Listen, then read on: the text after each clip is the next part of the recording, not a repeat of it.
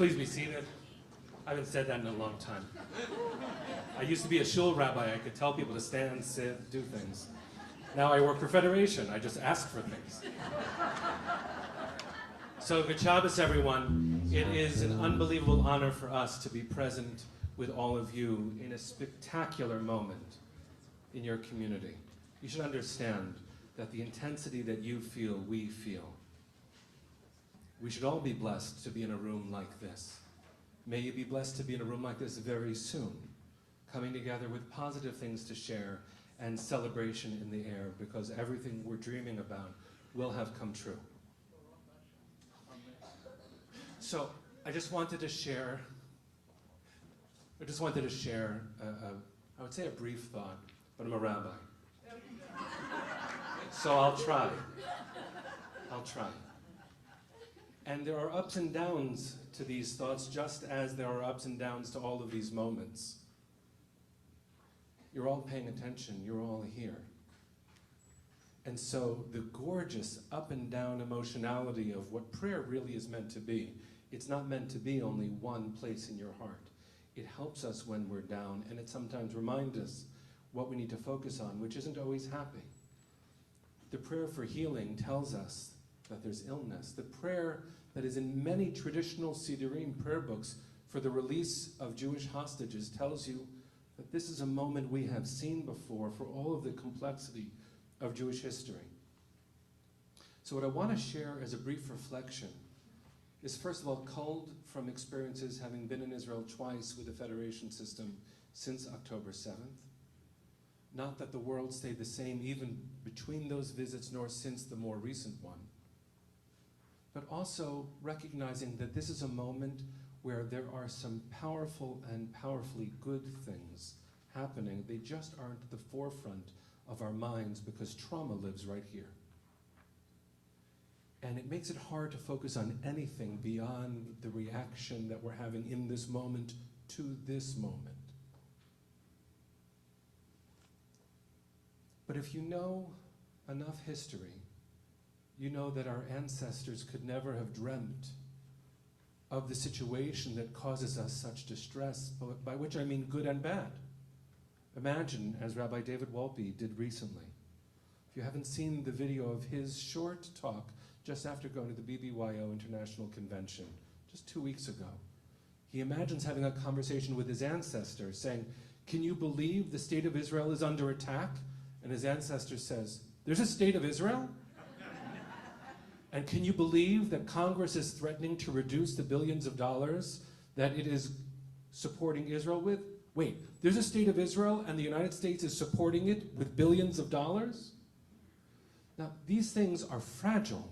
I don't mean to make them punchlines, but a historical perspective tells us that while this moment is singular in Israel's history and singular in Jewish history, we are prepared for it, as unprepared as we feel. But you're a self-select group of people who show up as leaders in your community. I want to tell you a little bit about what I saw.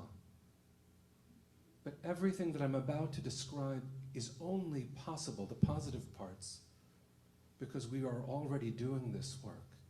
I'm assuming some of you have been part of Federation missions to Israel, which I gotta tell you, back when I was a kid and when I was a rabbi's kid and also when I was a pulpit rabbi in Boston, then Berkeley, California, I just didn't know. I wasn't sure about all the claims being made by the Federation system. That kind of evaporated when I was on the border of Poland and Ukraine and I saw Federation doing the work that it had already seeded the plans for decades before. So what I'm about to describe is only possible. In fact, the state of Israel is only possible because of the collective efforts of the Jewish world focused by our organizational structures. We're suspicious of authority these days, but sometimes there really are good places where you can trust, to be led, to be stewarded, imperfectly, clumsily at best. We're just human. But when I was with a group of interdenominational rabbis in Israel 2 weeks after October 7th, which no one was prepared for, no matter how much work we've already been doing. And we stood in the south, but not all the way south. We stood near the Dead Sea, where so many of the kibbutzim have been relocated to hotels, entire survivor communities, which is actually the right language to use again. Relocated to the south, thanks to the pop-up support of the community center movement in Israel, which receives significant funding from the American Federation world. I know I'm a walking brochure, but trust me when I say I was suspicious until I witnessed. I didn't understand what it meant to show up until I was part of a system that had always been showing up, behind the scenes often. So this group of rabbis went to the south, and we saw a group of displaced survivors, including their children, who were in a pop-up children's camp with, one of those floppy balloons like you see in front of car dealerships. And wafting in the air was this very loud song by Omer Adam, one of my favorite Israeli artists, a song Modeh Ani. It's a prayer we say in the morning for gratitude, but it's a great new rock anthem in Israel. You want to know what the new prayer book looks like, just turn on, well, there's no radio anymore. Stream some Israeli music wherever you are. That's actually our prayer life. I'm watching these kids play, survivor kids play, with Modeh Ani blasting in the air. And here we are as rabbis. And I realize I'm the rabbi of the trip, in addition to being a rabbi on the trip. So I said, it's time to pray. So I looked at the group, and I'm looking at these sweet colleagues in front of me, because it's like Muvan Me'elav. You already know that this is possible, but so many parts of the Jewish world don't. So I said, no matter which one of us I ask to lead, some of us won't have their spiritual commitments fulfilled. So let's be more forgiving than we've ever been, and make a commitment to stay in this group and to say Amen when someone makes a blessing. And it wasn't hard. It was emphatically said, but it wasn't hard. We all did. And then these two older women who had just been swimming walked by in towels, and they looked at our group. For them, the strange thing wasn't this pop-up children's camp. It was a group of different-looking rabbis praying. And so you might know there's a rule. You're only allowed to interrupt your prayers, specifically the Shema, when someone to whom you owe respect shows up. Who more than a survivor do we owe our respect to? So I interrupted and walked away from the group, and it was my privilege to say to these two people, Nachnu Kuvutza Shel Rabbanim America, we are a group of rabbis from the United States, Banu Bishvil Tmicha, we came to show support. And they burst into tears. And stories like that have been happening all over Israel, because for the first time in a long time, our sisters and brothers remember how much we love them. And we shouldn't let ourselves off the hook so quickly. For the first time in a long time, we remember how much we love them too. What happens there is here. Our children, and we have 2 kids on campus, are experiencing things I didn't prepare them for, because I didn't have to experience them. I went through this bubble in history where what happened then, I was in Boston for a long time, in Dorchester and Mattapan, Roxbury, the old country in Boston. What happened in those communities I heard about from the older members of my shul, from my grandparents. I didn't imagine that they were true. And so even though so much of what I'm talking about is right now, it also was then. And so the question is, am I now listening to the wisdom of my ancestors trying to make a path forward? So let me give you one vignette that encapsulates the whole thing. One vignette, which is, there's a wonderful teacher, author, survivor of the Shoah, named Rena Quint. You might have met her. She is very well known, incredibly energetic. I wish I could keep up with her. And she was talking to our group that morning. We were there for 52 hours. She was talking to us hours before we left, and it feels like only minutes after we got there.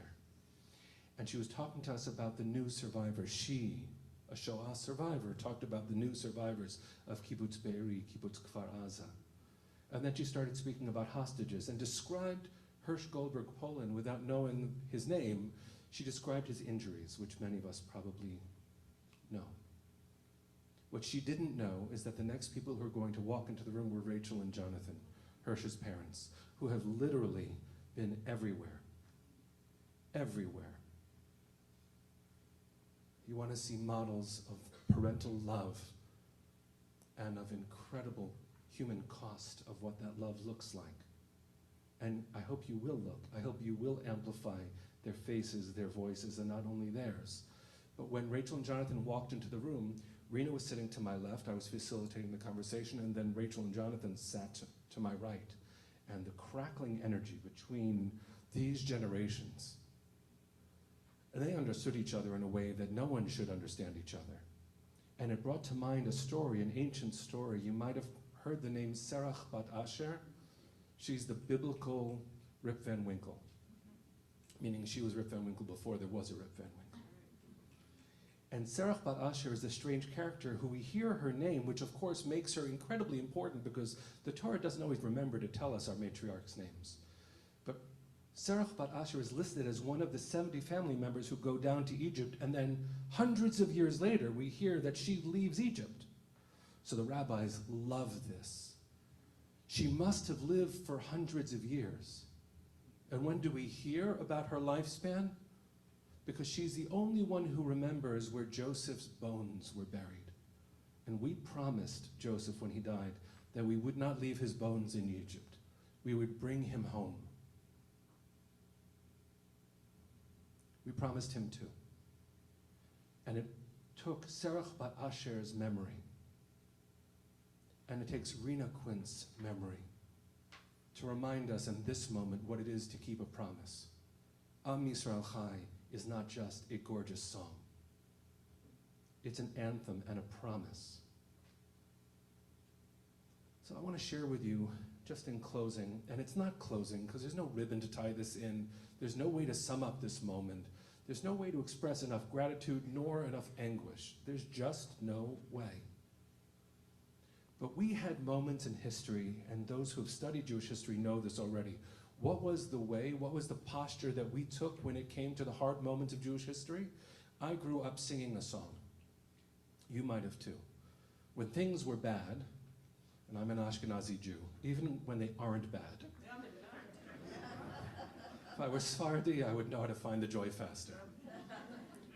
But whenever things were bad, we would sit in community and sing, Ani Ma'amin, B'emunah Shelema.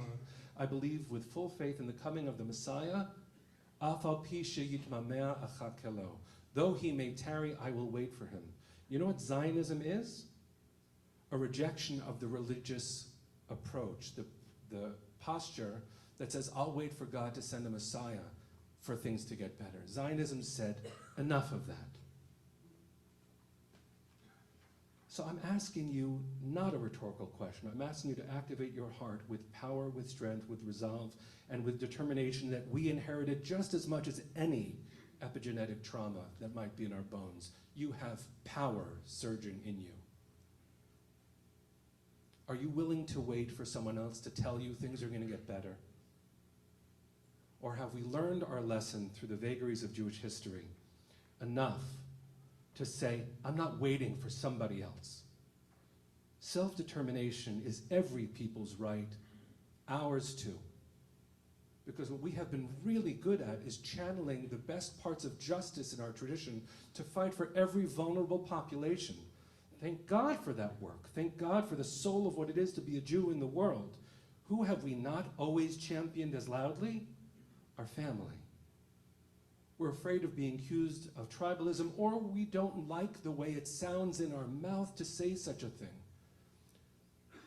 But this is really the last thing I'll say as a word before we sing again. But Elie Wiesel, when he was a professor at Boston University, was asked by a student of his, Professor, there are 2 marches on Sunday. There's a march in solidarity with Soviet Jewry, and there's a march anti-apartheid in South Africa taking place on Sunday. Which one should I go to? And Elie Wiesel said, both, of course. But here's why you have to go to the march in solidarity with Soviet Jewry. And I'm saying this to us, really not you, I'm saying this to us. if you don't go to the march in solidarity with Soviet Jewry, if you don't somehow find a way to get on a plane next week as the Federation of Delaware to go stand with our sisters and brothers, no matter how expensive it is and how scared you might feel, who will? Who's going to show up and remind our sisters and brothers and women who are just swimming, who can't imagine anyone's praying for them, and children who haven't gone home yet? Who's going to tell them that they're not alone, if not you, if not we? Do we know what the future is? No. But are we done letting others tell us what our future is supposed to be? Yes. May our people be strong, starting in this room. May our people begin the process of healing, which we are barely beginning. May the kindergarten classrooms in Sderot that have been repainted through grants from the Federation system be full of laughing children someday soon. Peace feels like it's too far away, but may we get to a better day that is on that trajectory once more. May this Shabbos be an inspiration for the work we're going to do on Sunday, for the strength that we show our community and through our community to our family and through our family to the world. May we remember who we are, what we've been through, and the decisions we made to do it differently, because our ancestors are watching, and so are our children. May we show them who we want them to be by not waiting for them to be it. Shabbat Shalom. Okay, let's take a breath.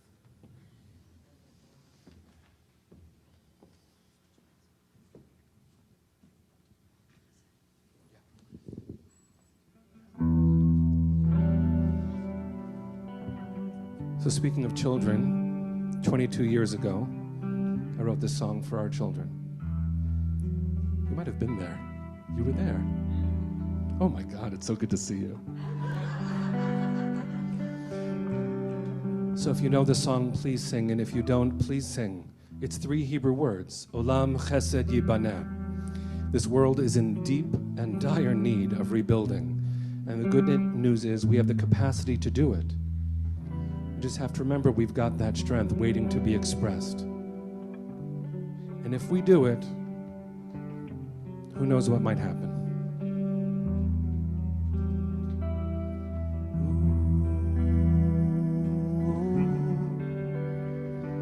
Da da na na na na na.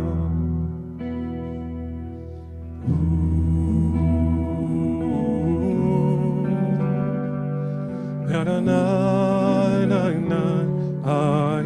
Let's hear you. Olam Chesed Yibaneh, Ya na na na na na. Olam Chesed Yibaneh, Ya na na na na. Olam Chesed Yibaneh, Ya na na na na. Olam Chesed Yibaneh, Ya na na na. Olam Chesed, everyone. Olam Chesed Yibaneh, Ya na na na. Olam Chesed Yibaneh, Ya na na na. Olam Chesed Yibaneh, Ya na na.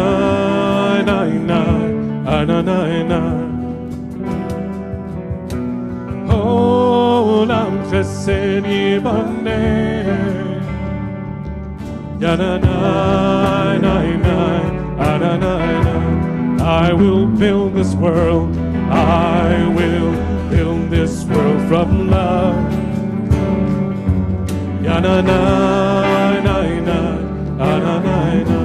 You must build this world. You must build this world from love.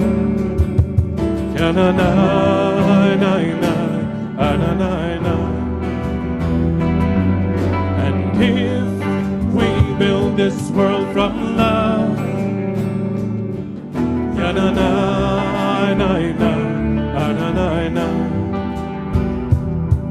then God will build this world from love.